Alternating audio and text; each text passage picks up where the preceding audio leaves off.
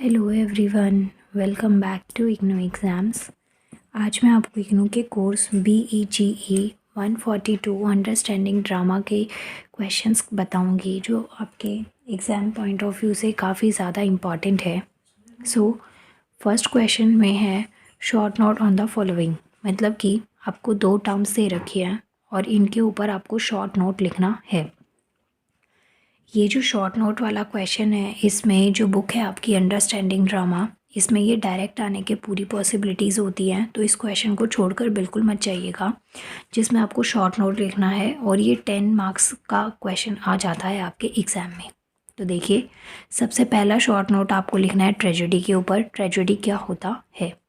तो ट्रेजेडी एक ब्रांच होती है ड्रामा की जो ट्रीट करता है किन चीज़ों को, या ट्रेजेडी में हम किस टाइप के ड्रामा को कवर करते हैं, जो कि सीरियस होते हैं या फिर जो डिग्निफाइड स्टाइल में होते हैं, सोरोफुल हो गए, कोई उदासी भरी बातें हो गई, या फिर जो टेरेबल इवेंट्स होते हैं जिसके अंदर एक हीरोइक विजुअल होता है, वो टाइप के जो ड्रामाज होते हैं वो ट्रेजेडी में काउंट करे जाते हैं। अगर हम नेचुरल बेसिस पे ट्रेजेडी वर्ड का यूज़ करें या देखें तो उसका बेसिकली मतलब ये होता है कि किसी भी तरीके का कोई डिज़ास्टर है, कोई मिसफॉर्चून, कुछ गलत दुर्घटना घट जाए, ट्रेजेडी हो जाए, मतलब आप बोलते हैं ना जैसे कि उस इंसान के साथ में ये ट्रेजेडी हो गई, तो उसे हम कभी भी अच्छे सेंस में नहीं लेते हैं। तो ये जो हमारा कॉमन नेचुरल मीनिंग है, उसी से ट्रेजेडी ड्रामा जो है ना, टाइप ऑफ ड्रामा, वहीं से इसका ओरिजिन हुआ है। सो ट्रेजेडी क्या है? एक ब्रांच है ड्रामा की that treats in a serious dignified style the sorrowful और अ टेरेबल इवेंट्स इनकाउंटर और cause by the heroic individual. Okay, तो आपको ये चीज़ ध्यान में रखनी है कि ट्रेजेडी में किस टाइप के ड्रामास को कवर किया जाता है। अगर हम ट्रेजेडी वर्ड को कॉमनली देखें तो जो मैंने अभी आपको बताया कि जो ट्रेजेडी वर्ड है ना, ये बेसिकली किस चीज़ को डिस्क्राइब करता है, किसी भी तरीके का जो डिज़ास्टर है या जो मिसफॉर्चून होता है उनको डिस्क्राइब करने के लिए हम वर्ड ट्रेजेडी का यूज़ करते हैं। It more precisely refers to a work of art that proves with high seriousness questions, मतलब कि जहाँ पे कोई भी किसी भी तरीके के मजाक की कोई गुंजाइश नहीं होती, सब कुछ बहुत सीरियस मैनर में काउंट किया जाता है, तो वो चीज़ें ट्रेजेडी में आती हैं। Considering the role of man in the universe. अब देखिए, यहाँ पे ट्रेजेडी पे मैंने ये एक आपको शॉर्ट सा इंट्रोडक्शन दे दिया है कि अगर ये क्वेश्चन आ जाए, इसके ऊपर शॉर्ट नोट आ जाए, तो आप कैसे क्या क्या पॉइंट्स को लिख पाएंगे। इसके बाद में नेक्स्ट आता है हमारा short note on epic theatre. बहुत इंपॉर्टेंट है ये। ट्रेजेडी थोड़ा सा वर्ड कॉमन है, आप थोड़ा आइडिया भी लगा सकते हैं कि इसमें ये पॉइंट्स को रिलेट कर सकते हैं, लेकिन एपिक थिएटर जो है ना, वो बहुत ही जेन्युइन वर्ड है, और जब तक इसके बारे में आप नहीं पढ़ेंगे ना, आप इसके बारे में बता नहीं पाएंगे और आपको काफ़ी दिक्कत फेस करने को मिल सकती है।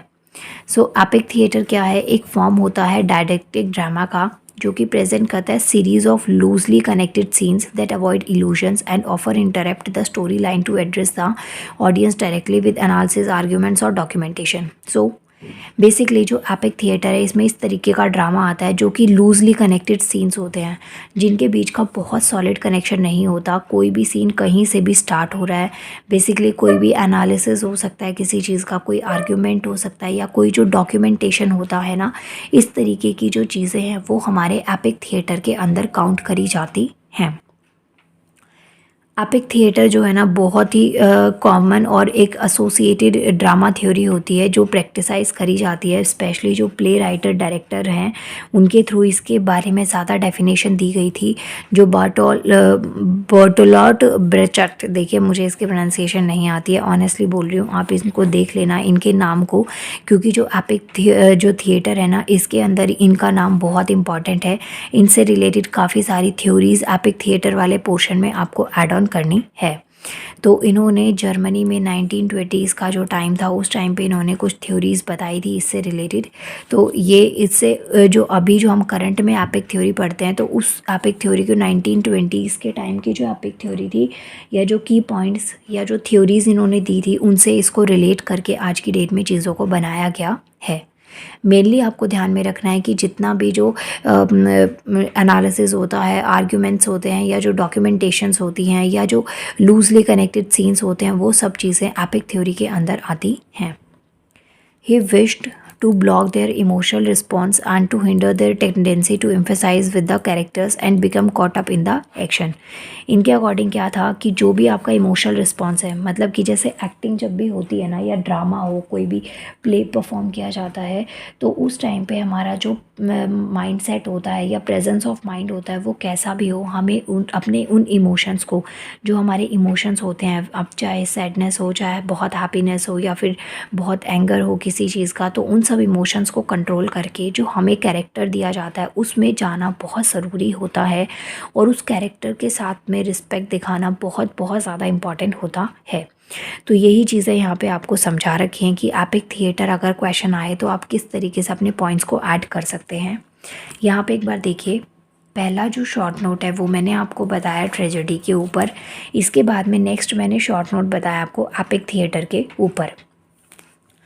देखिए ये जो बुक है आपकी अंडरस्टैंडिंग ड्रामा, इसमें मैंने ना प्रीवियस ईयर के पेपर्स देखे थे, जिनमें मोस्टली जो क्वेश्चंस हैं वो आपके शॉर्ट नोट पे तो एक क्वेश्चन आया ही हुआ है इस तरीके से, और मैं कुछ आपको ये जो क्वेश्चन है ना, लाइक कि जो आपके एग्ज़ाम पैटर्न पे क्वेश्चंस आए थे वो भी मैं आपको दिखा दूंगी। लेकिन एक चीज़ है, इस बुक में से आपके मोस्टली जो कैरेक्टर्स हैं या और जो चैप्टर आपको दे रखे हैं उनके ऊपर बेस्ड क्वेश्चंस आए हैं, और उसमें मुझे इसको अगर मैं आपको समझाती हूँ ना, तो मेरे पास इसकी कोई बुक नहीं है, कोई स्टडी मटेरियल अवेलेबल नहीं है अभी, तो इस वजह से उसमें बहुत आपको लिखना पड़ सकता है। इवन मुझे भी आपको समझाने के लिए उसमें बहुत सारे पॉइंट्स को ऐड करना पड़ेगा, जिस वजह से मैंने ऐसा नहीं किया है। सिर्फ मैंने कुछ सेलेक्टिव क्वेश्चंस आपको बता दिए हैं कि एक आपको पैटर्न का, एग्ज़ाम के पैटर्न का थोड़ा आइडिया लग जाए। तो देखिए फर्स्ट क्वेश्चन तो था आपका शॉर्ट नोट। दो चीज़ों पे आपको यहाँ पे शॉर्ट नोट लिखना था, एक तो ट्रेजेडी के ऊपर और एक आपको एपिक थिएटर के ऊपर शॉर्ट नोट लिखना है। इसके अलावा यहाँ पे कुछ सैम्पल क्वेश्चंस हैं जो आई थिंक सो कि आपके एग्ज़ाम में काफ़ी ज़्यादा हेल्पफुल होंगे। अगर आप अपनी बुक थोड़ी पढ़ रखी है तो इन क्वेश्चंस को काफ़ी ज़्यादा अच्छे से आप करके चले जाना। जैसे कि यहाँ पे आपको कुछ पॉइंट्स दे रखे हैं जिनके ऊपर आपको शॉर्ट नोट लिखना है। तो फर्स्ट आता है ट्रेजेडी, सेकंड आता है history play, third one is poetic drama, fourth one is Greek theatre, last one is comedy.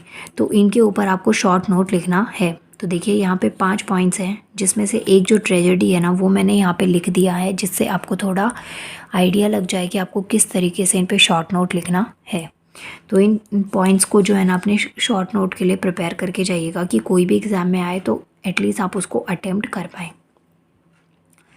इसके बाद में नेक्स्ट क्वेश्चन है इवैल्यूएट क्लासिकल संस्कृत थिएटर। तो यहाँ पे आपको, जैसे ये था ना टर्म एपिक थिएटर, तो ऐसे ही आपको जो संस्कृत थिएटर होता है उसको इवैल्यूएट करना है। क्लासिकल जो संस्कृत थिएटर है उसके बारे में आपको पॉइंट्स लिखने हैं।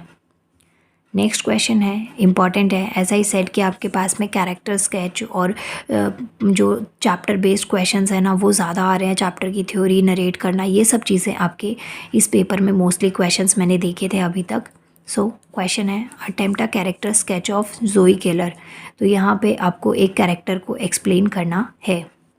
Next question is evaluate the theme social responsibility in All My Sons. देखिए ये आपकी चैप्टर है ऑल माई सन्स। अब इसमें जितनी भी थीम्स सोशल रिस्पॉन्सिबिलिटी हैं तो उन सबको आपको इवैल्यूएट करके इस चैप्टर से रिलेट करके आपको आंसर लिखना है। नेक्स्ट क्वेश्चन आता है comment on the dramatic structure of the trial of Dedan Kimathi. Okay, तो यहाँ पे जो ये जो आपका लेसन है इसका जो ड्रामेटिक स्ट्रक्चर है ना उसके बारे में आपको कमेंट करना है। इन शॉर्ट उसकी आपको थ्योरी लिखनी है, या फिर जैसे चैप्टर के एंड में हम की पॉइंट्स पढ़ते थे ना छोटी क्लासेस में, स्कूल जब जाते थे तब, कि ये चीज़ इसका कंक्लूजन है या इस चैप्टर में ये बेसिक की पॉइंट्स है। तो हर एक चैप्टर की ना बुक में उनके लास्ट के इन चीज़ों को आप पढ़ के जाइए, जिससे कि आपको एक कंक्लूजन